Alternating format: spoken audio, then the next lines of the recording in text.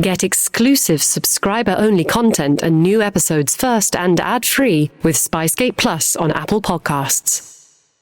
This is True Spies, the podcast that takes you deep inside the greatest secret missions of all time. Week by week, you'll hear the true stories behind the operations that have shaped the world we live in. You'll meet the people who live life undercover. What do they know? What are their skills? And what would you do in their position? I'm Rhiannon Needs, and this is True Spies from Spicegate Studios. I think Deon was a very successful French spy in England who did exactly what the King's Secret and Louis XV wanted him to do. For those who harbored plans of renewed French fighting and an invasion of England, they were instrumental. So I would say Deon was, in their own way, a remarkably successful spy. The King's Secret. It's the early 1760s, and two old rivals have arrived at an uneasy truce. For 7 years, the empires of France and England fought on opposite sides during one of the world's first truly global conflicts. But as the dust began to settle, there were those in France who didn't want peace with England. In fact, they found any peace treaty with England to be offensive to French national pride. And so, a network of French spies began to plan a possible invasion of their English mainland. They looked for weak points in their enemies' defences, any vulnerabilities that could be exploited. They relayed this intelligence directly to King Louis XV of France and waited for the perfect moment to strike. Where England might be vulnerable to an invasion. Where do they have their defenses? Where is the Navy housed? One of the spies helping to plan this invasion was the Chevalier Deon, an 18th century double agent who was a member of a secret intelligence network that was so underground that even the French government didn't know about it. Deon fought in wars too, even planned a secret invasion. But the Chevalier Deon is most well known for something else entirely: blurring gender boundaries. The Chevalier Deon is important because Deon managed to do what, as far as we historians know about the past, no one else had ever done before. That was not living as the other gender or as another gender. It wasn't living as a woman or a woman living as a man. That's been done in many societies throughout time. The unique story about the Chevalier Deon is that Deon did it as a kind of celebrity in front of the 18th century European public. This is Gary Cates. Many scholars have written extensively about Deon, but Gary's book, Monsieur Deon is a Woman, is regarded as the definitive text. Deon lived as a woman later in life. While it's tempting to assign modern labels such as transgender to someone like the Chevalier Deon, these concepts, as we understand them, didn't exist for more than 150 years after Deon died. So we can't know for sure if this is how they would have identified themselves. On top of this, debate has raged since Deon was alive as to whether their very public transition was an authentic desire to live as a different gender, or whether it served another purpose. More on that later. Gary is a historian, and when he's talking about Deon, he'll use the pronouns that Deon used at the point in time that he's discussing. We'll use gender-neutral pronouns to refer to Deon throughout. Deon was born Charles Geneviève Louis Auguste André Timothée Deon de Beaumont in 1728. But in this story, we'll refer to them simply as Deon. Deon grew up in Burgundy, a region in eastern France. Their mother and father were minor noblemen civic servants. The dad is a civic functionary in Burgundy. And let's talk for a minute about Burgundy. Burgundy was known then by all Frenchmen and is known still today as having some of the best wines and vineyards in Europe. And Deon's family purchased vineyards and grew wine like all wealthy families in Burgundy. Gary explains that Deon had a typical childhood for a member of the French nobility, and they seemed to have a bright future ahead of them. He's a young nobleman, wealthy, very well educated, at the right schools, training in fencing, training in military arts, looking forward to become later in his life a military officer and perhaps, if he can, a functionary, a politician in the French monarchy. And Deon is talented, he's physically talented, he's a great fencer. Deon is also very smart, begins writing tracts for the French government on arcane subjects such as taxation. So Deon is really an up-and-coming nobleman with a political and military career and intellectual career in front of him. To really understand Deon and their later work as a spy who helped plan a daring invasion, it's important to understand what was going on in France in the 18th century. At that time, France was a vast and powerful empire. And much like private companies today, empires were expected to grow and become more powerful. Deon was born at a time when France was a mighty force, largely because of the reign of King Louis XIV, the Sun King. Louis XIV had reigned for 70 years. He had built the Palace of Versailles. He had extended France's borders. And most Frenchmen, even those who were critical of the king, even those who didn't like him, would tell you that Louis XIV was one of the greatest kings in French history, and certainly the king that perfected what we call absolutism or absolute monarchy. So to come after Louis XIV is a very hard thing to do. Part of Louis XIV's genius was his daily work ethic from the moment he rose till he went to sleep, just how he played the game of managing an absolute monarchy. Most kings were not on the job 24/7 like Louis XIV. Most kings did not take their kingship that seriously with that kind of work ethic. So, Louis XV is like most other kings, but unlike Louis XIV. But shortly before Deon was born, Louis XIV died. His grandson, Louis XV, came to power, and he had a very different reputation.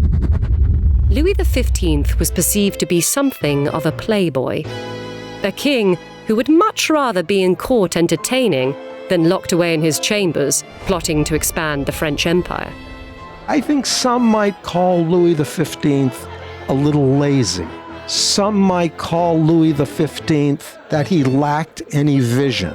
Some would say about Louis XV, he would rather be in the arms of a mistress than be holding his king's counsel and planning for the next war. So Louis XV is a rather closed character without the genius of Louis XIV, and for that reason is not held in high regard in the 18th century. But despite his reputation for a lack of effort, one innovation that Louis XV did create was a new underground network of spies. They were called the King's Secret. And this organization would become a crucial part of Deon's life.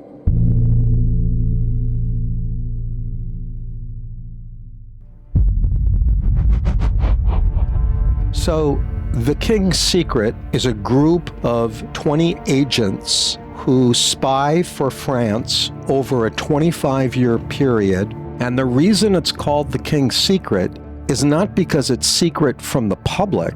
That's obvious. It's that it's secret from the king's own foreign ministry and government. And this is what is so bizarre about it. Sometimes the personal interests of King Louis XV would clash with those of France. So he created the King's Secret for the times when he wanted to undermine his own foreign policy. And that's where Deon fits into the world of King Louis XV. Deon is young, smart, talented, and the ideal spy. Everyone later would describe Deon as extraordinarily intelligent, very witty, an excellent writer. We take for granted today, because a diplomat can just get on the telephone or email, we take for granted today the communication skills of what it takes to be a diplomat, if not a spy.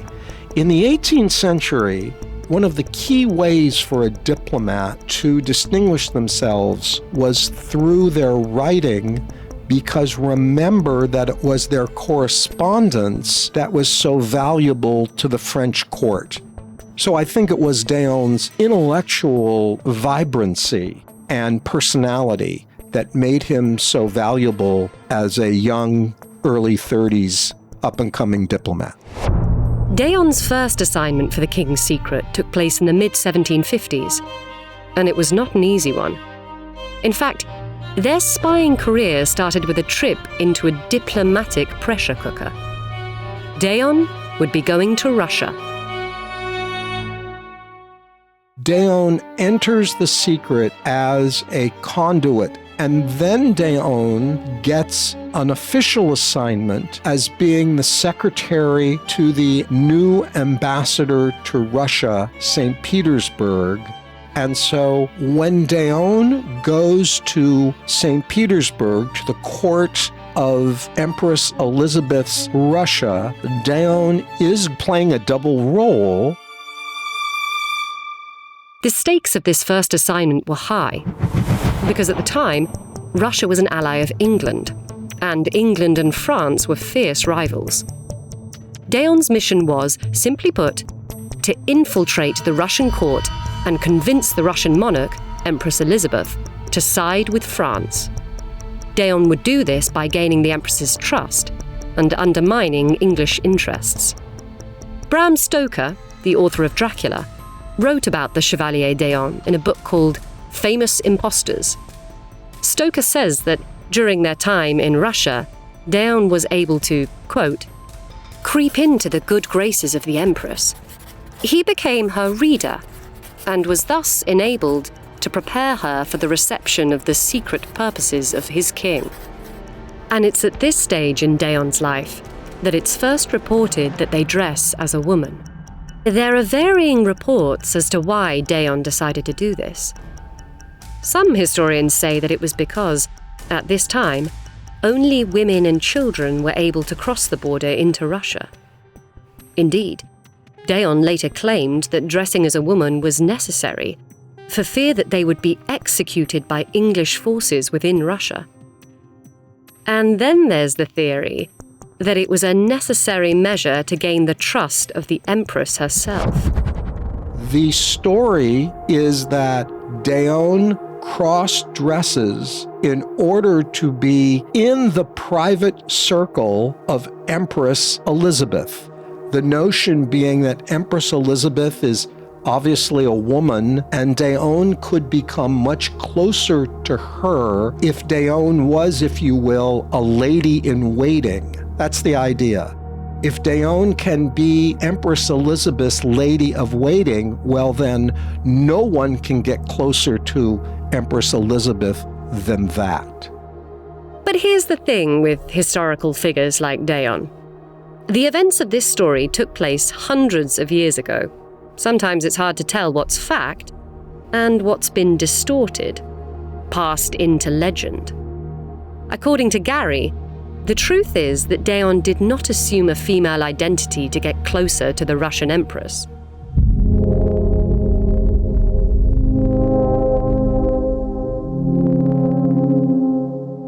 None of it is true. Now, there will be sticklers. Did Deon ever cross-dress at the court of Russian Empress Elizabeth? And the answer is, Russian Empress Elizabeth loved to throw masquerade balls. And at these masquerade balls, some of them were cross-dressing balls. So probably in the 18th century, every nobleman from the major courts in Europe, major cities in Europe, would have known what it was like to be in an evening gown or the opposite, because they all experienced at one point or another cross-dressing masquerade balls. But that's really as far as we get.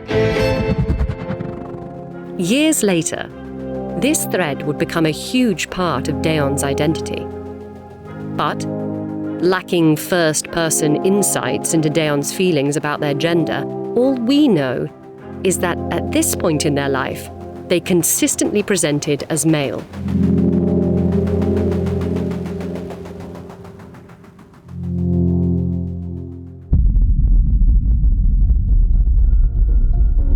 Deon's first foray into the world of espionage was a success. It's reported that they gained the Empress's trust and that, in part because of Deon's influence, Russia switched sides and became an ally of France.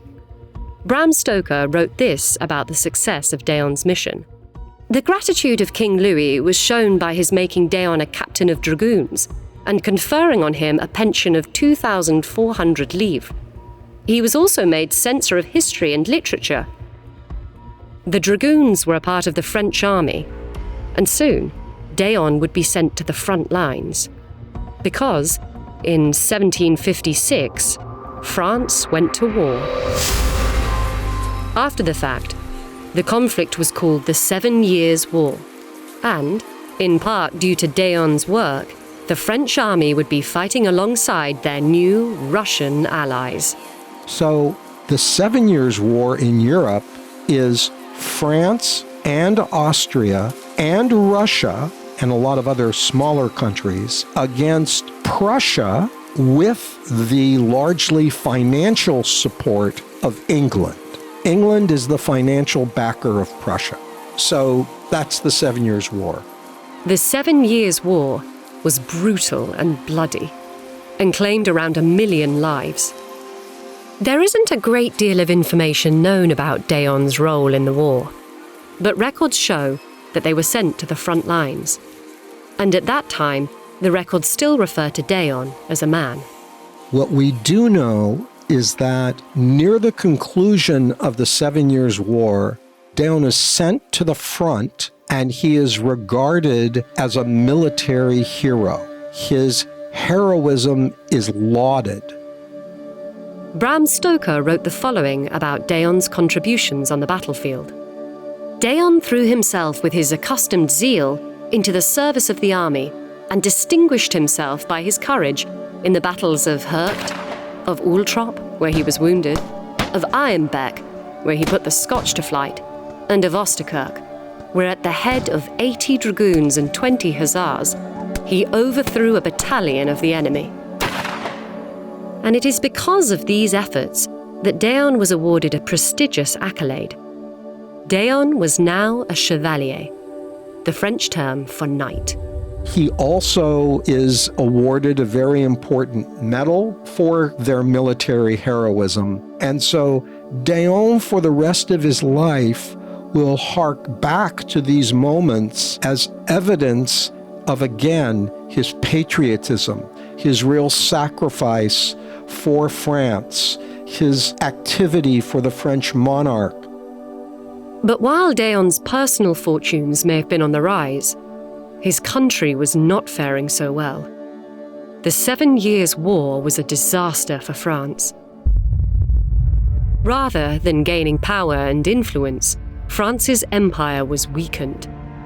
And, to add salt to the wounds, England was the winner. the French's biggest adversary took control of key French colonies and advanced their empire. And it was now, at this crucial point in French history, that Deon would once again work for the king's secret. And this time, they'd be doing it on English shores. That's because Deon was sent to England with the Duc de Nivernais, a high-ranking French diplomat, to negotiate peace with the English. Deon goes to England with an official charge and an unofficial charge. Deon goes to England assigned by the French Foreign Ministry to aid the Duc de Nivernais in preparing what will become the Peace of Paris 1763. In other words, to prepare and negotiate. But Deon has an ulterior motive too, because France was not going to accept English supremacy without a fight. That's where the king's secret comes in. Under the command of a distinguished military general named Victor de Broglie, Deon had another mission: plan a French invasion. He's working for the Count de Broglie within what we've been calling the king's secret. And there, Broglie wants Deon to go up and down the coast of England and to really map out for the French where England might be vulnerable to an invasion. Where do they have their defenses? Where is the Navy housed? To actually do secret reconnaissance trips so that the French court has a very good idea of the military strength on the coast of England, because Broglie very much wants to talk. So at exactly the same moment that France is signing a peace treaty with England, there are these secret parts of the French government, directed by King Louis XV himself, that are exploring how and when a revenge attack could take place. And that is what Deon is basically in charge of. There was a lot on the line here, for France and for Deon. French pride was at stake, and they wanted to hit back at their old enemy. But at the same time, there was a lot at stake for Deon, because if they were discovered spying behind enemy lines, the consequences would be severe. If the Brits had become aware of Deon's spying, absolutely he could have been tried, convicted, and killed. Yes, yes. As part of Deon's role as a double agent, they used their roots in Burgundy to gain favour with the English nobility. In this period, Deon began importing cases of wine which would be gifted to influential people. According to historical records, Deon was a popular figure in England. No doubt, partly due to the contents of their cellar. But ultimately, the plans for an invasion came to nothing, and France and England signed their peace treaty. At this point, Deon's career as a spy takes a back seat. Now they want to pursue loftier ambitions. Deon wants to become a legitimate diplomat. No more subterfuge. A handsome official residence. With the signing of the peace treaty 1763, Nivernais returns to Paris. Deon stays in London as the temporary ambassador from France to London. And Deon's now, in his 30s, and what he wants, what he expects, is that he will be named the permanent ambassador to London. I mean, why not? And he's done a great job. Nobody has said he hasn't done a great job, but he doesn't get the job. The job is given to a rival. After being passed over for this job, Deon was involved in a series of public feuds with the new ambassador, the Comte de Guerchy. The mudslinging involved a series of publications where Deon called their rival unfit for the job. Deon also claimed that Guerchy tried to drug them. And there was more damage to Deon's reputation. By now, Deon had been importing French wine to England for years. The wine had helped grease wheels and forge relationships. But Deon was bringing so much wine across the Channel that people began to get suspicious of their intentions. But Deon imports so much French wine that the government can't ignore it, doesn't ignore it, and they basically accuse Deon of establishing a side business. Oh my God, barrel after barrel of Burgundian wine, you're now engaging in commercial trade. I mean, this isn't private. And so they start threatening with coming down on him if he doesn't restrict his wine importation. Finally, the French government had had enough of the public embarrassment. So the French Foreign Ministry issue an official recall to Deon, saying, get your derrière back here in Paris. Now, that is an order. It's an order for the king. It was an order that Deon refused. They would not return to France. Instead, they continued to live in England as an exile. Furthermore, Deon essentially blackmailed the French government when they threatened to reveal details of the planned French invasion of England. So using that leverage, Deon was able to live as an outlaw for a number of years. Incredibly, despite this drama, Deon continued to work for the king's secret. Remember, the organization existed outside and above the French state. While the outrage back in France was very real, it also provided Deon with the ultimate cover story. If I'm ostracized by France, how could I possibly be a spy? And so, for a number of years, Deon kept passing up-to-date intelligence from the English court back to their native France. Deon continued their work as a spy until 1774. When King Louis XV dies and his grandson Louis XVI ascends to the throne, and Louis XVI, at that point, very young, he's in his 20s, it's the first time he learns about Broglie, actually writes him a long memoir, taking him through the history of the king's secret.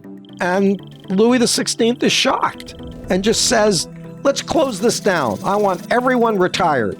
Everyone's going to be given a pension and retired for life, and I don't want anyone ever to hear about this.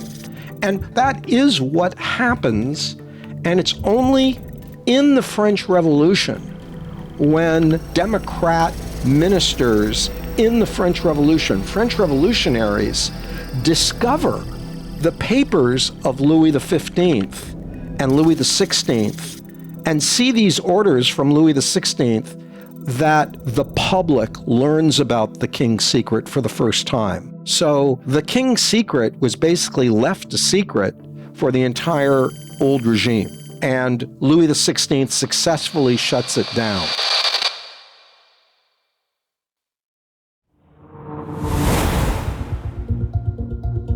When it comes to Deon's legacy as a spy, Gary Cates is clear that they were a huge asset to French foreign interests during the time period they were active. I think Deon was a very successful French spy in England who did exactly what the king's secret and Louis XV wanted him to do. For those who harbored plans of renewed French fighting and an invasion of England, they were instrumental. So I would say Deon was, in their own way, a remarkably successful spy. It is around this time that Deon's gender was first called into question. Initially, it appears that it was a way for Deon's rivals to discredit them. In his essay on Deon, Bram Stoker wrote the following: "During this time, one of the means employed with success by his enemies to injure the reputation of Deon was to point out that he had passed himself as a woman, the disguise he wore on his first visit to Russia. His clean-shaven face, his personal niceties, the correctness of his life, all came to the aid of that supposition. In England, bets were made and sporting companies formed for the purpose of verifying his sex. Here's Gary Cates. Rumors become public that Deon is actually a woman. This renegade diplomat now living in London, and the rumors go, what we would call today, they go viral. And at the London Stock Exchange, and we have to remember that at that time, the stock exchange was also a forum for gambling. And so there are bets taken out at the stock exchange as to whether Deon is a man or a woman. And Deon themselves is offered a lot of money to strip in front of witnesses. Deon ultimately refused to strip, and no bets were settled. But rumours and intrigue kept swirling. What was the truth? Deon appeared to give everyone the answer when they started to present as female, and claimed to have been assigned female at birth. Now, there is a lot of scholarly debate as to why Deon chose to do this. Some say that Deon seized upon the rumours and used it as an opportunity to gain forgiveness for all of the drama and disgrace they'd caused. As one contemporary scholar wrote, it was necessary to find a way of sparing the family he had offended the insult they would see in his return. He was therefore made to resume the costume of that sex to which, in France, everything is pardoned. So, in short, if Deon returned to France as a woman, they would not have to answer for their actions. All would be forgiven. All the wine, all the drama. But not according to Gary Cates. Gary believes that Deon's transition has a much deeper meaning. Deon comes to understand that political life itself, the life of a diplomat and a spy, is always immoral everywhere. It is literally un-Christian. And once he comes to that existential reality, his path through it to redeem themselves is to live the rest of his life as a woman. And his model here is, ironically, Joan of Arc. I say ironically because Joan of Arc was a French patriot who was burned at the stake for wearing men's clothes. If you actually look at the indictment against Joan of Arc, it's not the role Joan of Arc plays in the 100 Years' War, it's the cross-dressing. So it's interesting from a lot of different levels why Deon picks on Joan of Arc. It's the moral crisis aspect that is expressed through a religious language that is the language of evangelical Christianity, of what has happened to Deon's soul, what political life does to men's souls, that anyone like Deon ought to live as a woman. It's a form for Deon of moral purification. In any case, King Louis XVI granted Deon's request to come home, officially recognizing them as a woman, and even providing funds for the Chevalier to buy a wardrobe of women's clothes. Around the time of the French Revolution, Deon returned to England, where the British government also legally recognized their change of gender, and it was during this period that they began to have money problems. Deon's pension was stopped by the French revolutionaries. No more monarchy meant no more pension for French nobles like Deon, and to survive, they were forced to sell off their possessions and take part in fencing exhibitions. During one of these exhibitions, Deon was badly injured. They lived out their remaining years, practically penniless, and living with a female roommate named Mrs. Coles.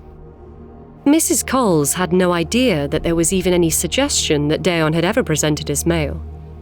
It's her understanding that they are two women living out their twilight years together.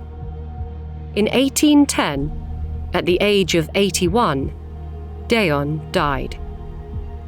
And fittingly, their death kicked off another chain reaction of intrigue and drama.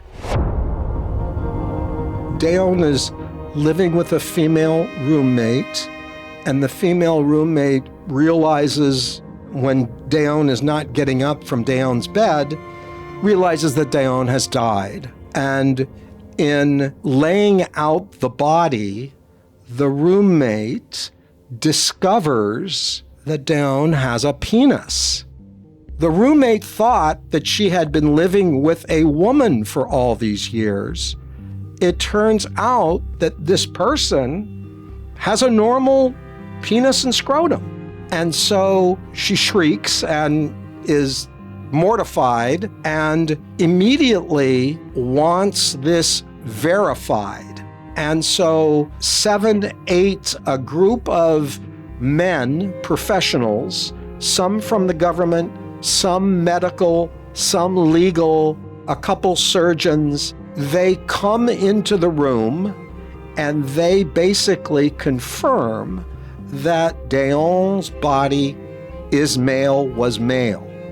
And that's what goes into the newspapers and again shocks the European public, the British public. The shock and column inches was an appropriate epilogue for Deon. The initial reaction was that they were a huckster, a trickster who fooled everyone, a great imposter. But over the years, interpretations have changed. From that time, if I can just move forward from there, from maybe 1810 to 1900, if you picked up a biography or a story in a newspaper about Deon, it would be some version that Deon was a great con man. He led a life in which he lied to everyone, a trickery. He masqueraded as the other gender just to put on the greatest hoax in history. He was that kind of a provocateur.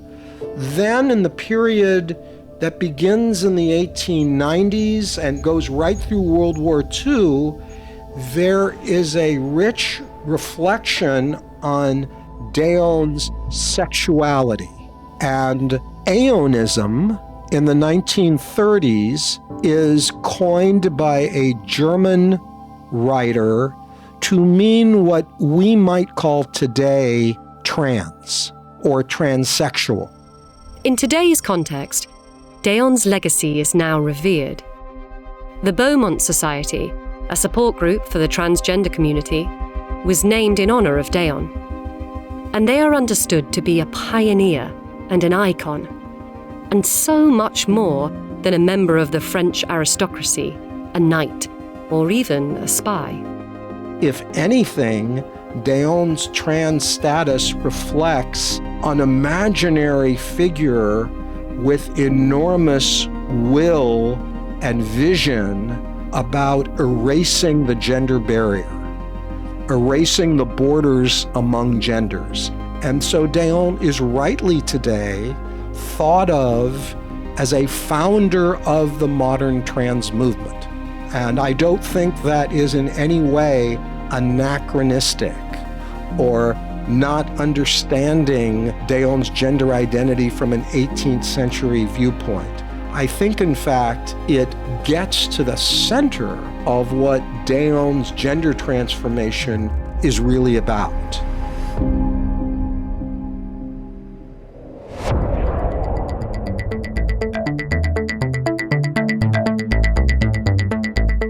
I'm Rhiannon Needs. Join us next week for another encounter with true spies.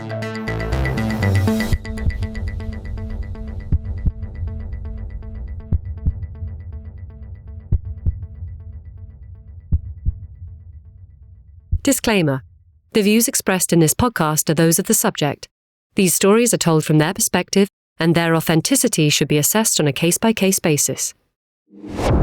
If you're enjoying this podcast, please click now to give it a 5-star rating or leave a review. Ratings and reviews help people discover the podcast and help us bring you more great stories. And if you have some time, why not forward the podcast to a friend?